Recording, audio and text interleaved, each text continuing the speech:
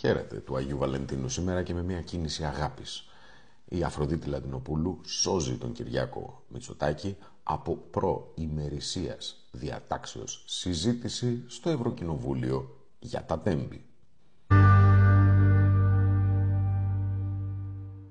Ναι, ακούσατε καλά. Κατεβαίνει πρόταση ούτως ώστε να έλθει το θέμα των τεμπών στο Ευρωκοινοβούλιο και να συζητηθεί όχι σε επιτροπή, στην Ολομέλεια. 700 τόσοι βουλευτές να το βάλουν κάτω και να το ξεψαχνίσουν.